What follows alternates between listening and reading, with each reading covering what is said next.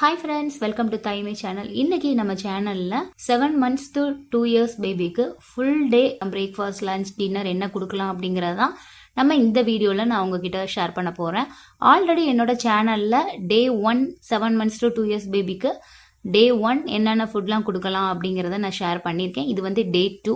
So நான் இதில் போடுறது வந்து 7 நாளைக்கு 7 நாள் சிறந்த உணவுகளில் வந்து நான் செலக்ட் பண்ணி தான் போட்டுட்ருக்கேன். இதில் எல்லாமே வந்து வெயிட் கெயின் ஃபுட் அண்ட் வந்து ப்ரோட்டீன் ரிச் எல்லா சத்துக்களும் நிறைந்த உணவுகளை தான் நான் வந்து செலக்ட் பண்ணி உங்ககிட்ட நான் ஷேர் பண்ணியிருக்கேன். ஸோ இதில் கொடுத்துருக்கதே நீங்கள் வந்து ரெகுலராக வந்து நீங்கள் ஃபாலோ பண்ணிக்கலாம். இப்போ வாங்க வீடியோக்குள்ளே போகலாம். இன்னைக்கு டே 2 7 months to 2 years பேபிக்கு என்னெல்லாம் கொடுக்கலாம் அப்படிங்கிறத பார்க்கலாம். ஃபர்ஸ்ட் பிரேக்ஃபாஸ்ட் பார்க்குறப்ப காலையில் எழுந்தோன்னா நீங்கள் வந்து ஃபார்முலா மில்காக இருக்கட்டும் இல்லை தாய்ப்பாலாக இருக்கட்டும் உங்கள் குழந்தைங்களுக்கு ஃபீட் பண்ணிடுங்க. அதுக்கப்புறமா 1 or 2 hours உங்கள் குழந்தைங்க அடுத்து எப்போ பசிக்க ஆரம்பிக்குதோ அப்போ வந்து நீங்கள் ஒரு பிரேக்ஃபாஸ்ட் கொடுக்கணும். ஸோ அந்த பிரேக்ஃபாஸ்ட் என்ன கொடுக்கலாம் அப்படிங்கிறத நம்ம பார்க்கலாம். இதுக்கு நான் எடுத்திருக்க பொருள் என்னன்னு பார்த்தீங்கன்னா, ஒரு பேன்ல கொஞ்சமா நெய் ஊற்றிக்கோங்க.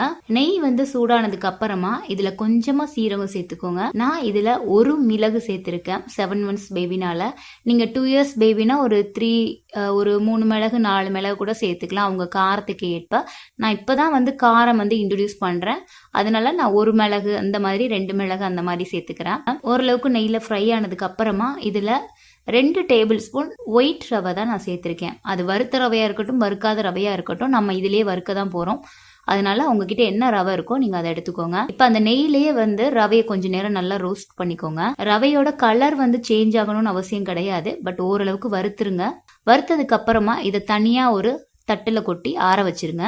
இப்ப நெக்ஸ்ட் இதுக்கு தேவையான அளவு பாசிப்பருப்பு நம்ம எடுத்துக்க போறோம். பாசிப்பருப்பு 1.5 டேபிள் ஸ்பூன் எடுத்துக்கோங்க. 2 டேபிள் ஸ்பூன் நீங்க ரவை எடுத்தீங்கன்னா அதுக்கு 1.5 டேபிள் ஸ்பூன் பாசிப்பருப்பு எடுத்துக்கோங்க. பாசிப்பருப்பும் அதோட ஓரளவுக்கு ஈக்குவல் ரேஞ்ச்லயும் எடுத்துக்கோங்க. ஏன்னா பாசிப்பருப்பு புரோட்டீன் ரிச்.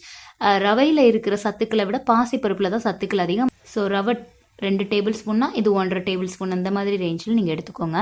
இப்ப எடுத்து பாசிப்பருப்பை நல்லா வறுத்துக்கோங்க. நல்லா கலர் சேஞ்ச் ஆகுற வரைக்கும் நல்லா வறுத்துக்கோங்க. வறுத்ததுக்கு அப்புறமா அதை ஒரு மிக்சி ஜாரில் சேர்த்து நல்லா ஃபைன் பவுடராக உங்களால் முடிஞ்ச அளவுக்கு ஃபைன் பவுடரை நீங்கள் அரைச்சி எடுத்துக்கோங்க. இதுவே வந்து 1 வயசுக்கு மேலே இருக்கிற குழந்தைங்க அப்படின்னா நீங்கள் ஓரளவுக்கு குறைன்னு அரைச்சி கூட நீங்கள் இதை செஞ்சு கொடுக்கலாம். 7 months பேபினா நீங்கள் நல்லாவே வந்து ஃபைன் பவுடராக அரைச்சி எடுத்துக்கோங்க. ஏன்னா அந்த கருவேப்பிலையெல்லாம் அரைப்படுறதுக்கு கொஞ்சம் லேட் ஆகும். கொஞ்சம் அங்கங்கே திப்பியாக இருந்தால் அதெல்லாம் ரிமூவ் பண்ணிடுங்க. இப்போ ஒரு கடாயில் தண்ணி சேர்த்துக்கோங்க.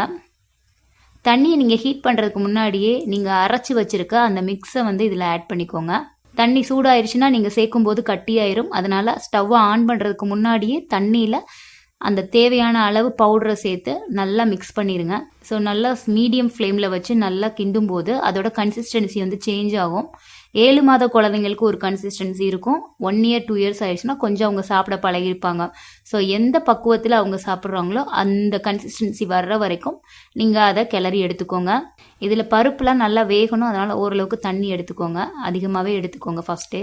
ஸோ இப்போ இந்த கன்சிஸ்டன்சிக்கு நமக்கு வந்துருச்சு. 7 months பேபிக்கு இது கரெக்டான கன்சிஸ்டன்சியில் இருக்கும். ஏன்னா ஆறுனதுக்கு அப்புறமா இது கொஞ்சம் இறுகி வரும். அதனால ஓரளவுக்கு தண்ணியான கன்சிஸ்டன்சிலேயே நான் எடுத்துக்கிறேன். இப்போ நமக்கு ரவை பாசிப்பருப்பு பொங்கல் ரெடி. நம்ம அரிசியில் பொங்கல் செஞ்சுருப்போம். இது வந்து இன்ஸ்டண்ட்டாக செய்கிறதுக்கு நம்ம ரவையை வந்து நம்ம யூஸ் பண்ணியிருக்கோம். ஆல்ரெடி என்னோட சேனலில் அரிசி பாசிப்பருப்பு வச்சு நம்ம செர்லாக் செஞ்சுருக்கோம். அதுக்கும் இதே மெத்தடில் இதே கருவேப்பிலை மிளகு சேர்த்துட்டு அந்த பொடியையும் சேர்த்து ரொம்ப டேஸ்ட்டாக இருக்கும். நீங்கள் அதையும் ட்ரை பண்ணுங்கள். அந்த இன்ஸ்டன்ட் செர்லாக் மிக்ஸ் உங்களுக்கு தெரியல அப்படின்னா வீடியோவோட லிங்க் கீழே கொடுக்குறேன், போய் செக் பண்ணி பாருங்க. நெக்ஸ்ட் மார்னிங் பிரேக்ஃபாஸ்ட் இது கொடுத்தாலே கண்டிப்பா குழந்தைங்களுக்கு தூக்கம் வரும். கண்டிப்பா கொஞ்சம் நேரம் தூங்கிடுவாங்க, உங்களுக்கும் கொஞ்சம் ரிலாக்ஸா இருக்கும். நெக்ஸ்ட் குழந்தைங்களுக்கு காலையில எப்பயும் மாதிரியே வந்து வேக வைக்காத பழங்கள் தான் நம்ம கொடுக்க போறோம். வேக வைக்காத பழங்கள்ல நான் நெக்ஸ்ட் எடுக்கிறது என்னன்னு பாத்தீங்கன்னா சப்போட்டா தான் எடுத்திருக்கேன். சப்போட்டா நல்லா ஸ்வீட்டா இருக்கிற மாதிரி காயா இல்லாத பழமா நீங்க பார்த்து எடுத்துக்கோங்க. அந்த சப்போட்டாவோட தோலை மட்டும் நீங்க ரிமூவ் பண்ணிருங்க. உள்ள இருக்கிற சீடையும் நீங்க ரிமூவ் பண்ணிருங்க. இதை மேஷ் பண்றதுக்கு ரொம்பவே கஷ்டம். நீங்க ஃபோர்க் வச்சு மேஷ் பண்ண முடியாது. ஸோ அதனால மிக்சர் ஜார்ல சேர்த்து நல்லா ஃபைன் பேஸ்டா நீங்க அரைச்சி எடுத்துக்கோங்க. 1 வயசு 2 வயசு குழந்தைங்கன்னா அதை பீஸா வந்து தனித்தனியா எடுத்து வச்சிட்டிங்கன்னா அவங்களே எடுத்து சாப்பிடுவாங்க. அப்படின்னா நீங்க அந்த மாதிரி வச்சிடலாம். 7 months பேபிக்கு நான் பியூரே ஃபார்ம்ல நான் கொடுக்க போறேன். ஸோ கொடுத்தாச்சு. நெக்ஸ்ட் வந்து அவங்களுக்கு எப்போ பால் தேவைப்படுதோ நீங்க அப்பெல்லாம் வந்து பால் கொடுத்துருங்க. நெக்ஸ்ட் அவங்களுக்கு லஞ்ச் வந்து நம்ம ப்ரிப்பேர் பண்ண போகிறோம். லஞ்ச் என்ன அப்படின்னு பார்த்தீங்கன்னா இன்றைக்கி வந்து பீட்ரூட் ரைஸ் தான் செய்ய போகிறோம். ஸோ ரொம்பவே டேஸ்டியாக இருக்கும், நமக்குமே சேர்த்து செஞ்சிடலாம். பட் என்னென்னா நம்ம இதில் காரம் சேர்க்க மாட்டோம். 1 year 2 years பேபிக்கு நீங்கள் மைல்டாக காரம் சேர்த்திங்கன்னா அதையே நீங்களுமே சாப்பிடலாம், ரொம்பவே டேஸ்ட்டாக இருக்கும். அதை எப்படி பண்ணலான்னு பார்க்கலாம். இதுக்கு ஒரு குக்கர் எடுத்துக்கோங்க. குக்கரில் கொஞ்சமாக சோம்பு ஆட் பண்ணிக்கோங்க. சோம்பு தான் இந்த பீட்ரூட் ரைஸ்க்கு நல்ல ஃப்ளேவராக இருக்கும், அதனால் சோம்பு வந்து ஆட் பண்ணிக்கோங்க. சோம்பு ஆட் பண்ணதுக்கு அப்புறமா இதில் நறுக்கி வச்ச சின்ன வெங்காயம் தான் நான் ஆட் பண்ணிக்கேன். பெரிய வெங்காயம் கூட ஆட் பண்ணிக்கலாம், நான் சின்ன வெங்காயம் ஆட் பண்ணியிருக்கேன். அது கூடவே வந்து கொஞ்சமாக கருவேப்பிலை, ஒரு கைப்பிடி நான் பீட்ரூட். ஸோ பீட்ரூட், வெங்காயம், சோம்பு இது எல்லாத்தையுமே வந்து நல்லா கலந்து கொடுத்துருங்க. நல்லா கலந்ததுக்கு அப்புறமா நான் நார்மலாக நம்ம வீட்டில் வடிக்கிற சாதம் அந்த ரைஸ் தான் எடுத்திருக்கேன்.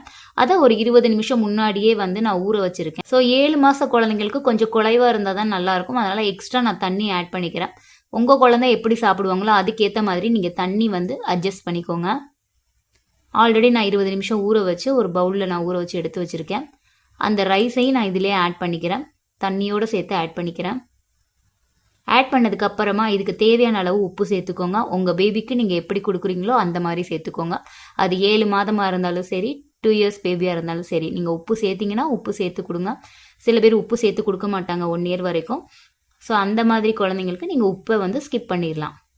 இப்போ நல்லா மிக்ஸ் பண்ணிவிட்டு லைட்டாக ஒரு கொதி வர்ற மாதிரி ஸ்டேஜ் வந்தோன்னே நம்ம குக்கரை இப்போ மூடிடலாம். மூடிட்டு நல்லா 4-5 விசில் வச்சுருங்க. 7 மாத 8 மாத குழந்தைங்கள்லாம் நல்லா குழைவாக மேஷ் பண்ணணும், அதனால் நல்லா வேகிறதுக்காக தண்ணி ஊற்றி நல்லா வேக வச்சுருங்க. 4-5 விசில் வச்சுருங்க. ஃபஸ்ட்டு விசில் வந்து ஹையில் வச்சு வேக வச்சுருங்க. நெக்ஸ்ட் விசில்லாம் மீடியம் ஃப்ளேமில் வச்சிங்கன்னா நல்லாவே குழைவாக வரும். எல்லாமே ஹை விசிலில் வந்தீங்கன்னா ஃபுல்லாக வேகாத மாதிரி இருக்கும். அதனால் ஃபஸ்ட்டு விசில் மட்டும் ஹை ஃப்ளேமில் வச்சுக்கோங்க. மற்றது எல்லாமே ஒரு மீடியம் ஃப்ளேமில் வச்சு நல்லா விசில் வர வைங்க. இப்போ நல்லா விசில் வந்துருச்சு. இப்போ பார்த்தீங்கன்னா நல்லா குழைவாக வெந்துருச்சு.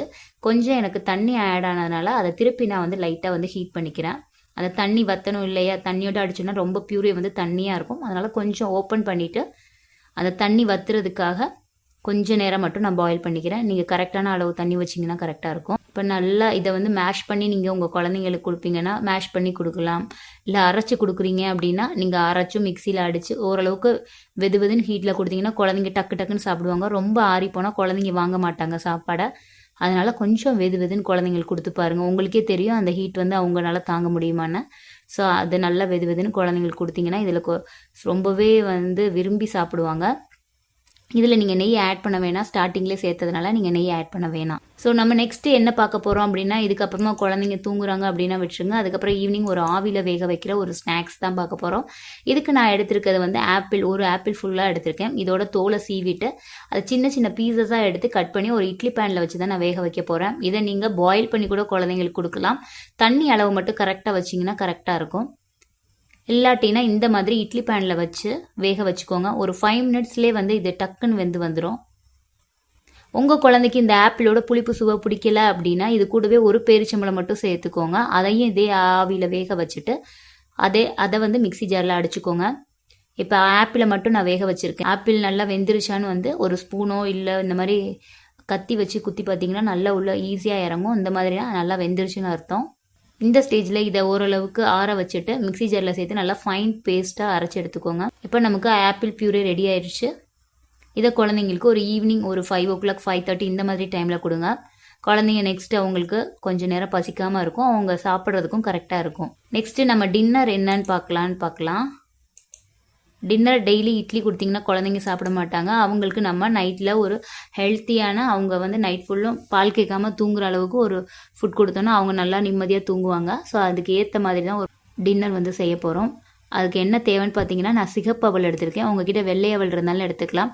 சிகப்பு அவல் ஊறி வர்றதுக்கு லேட் ஆகும். அதனால் நல்ல ஹாட் வாட்டர் இதில் ஊற்றி ஒரு 2 times வாஷ் பண்ணிவிட்டு திருப்பி ஹாட் வாட்டர் ஊற்றி நல்லா வந்து ஒரு 20 நிமிஷம் நல்லா ஊற வச்சுட்டேன். அப்போ தான் நல்லா வெந்து வரும். இப்போ ஊற வச்சு நான் எடுத்து வச்சிருக்க அவல் தான் இது கூட போடுறதுக்கு ஒரு கேரட்டை வந்து நல்லா துருவி எடுத்து வச்சுருக்கேன். நீங்கள் கட் பண்ணி கூட நீங்கள் எடுத்துக்கலாம். நீங்கள் துருவி ஆட் பண்ணும்போது மிக்சி ஜாரில் நல்லா ஃபைன் பேஸ்ட்டாக அரைச்சி எடுத்துடலாம்.